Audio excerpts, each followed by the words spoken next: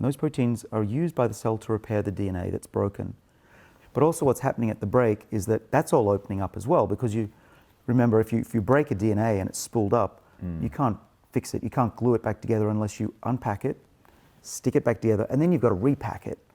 So this movement of proteins and the unpacking, repacking of the DNA, I believe leads to cells losing that original youthful, what we call a gene expression pattern of how the genes are turned on and off.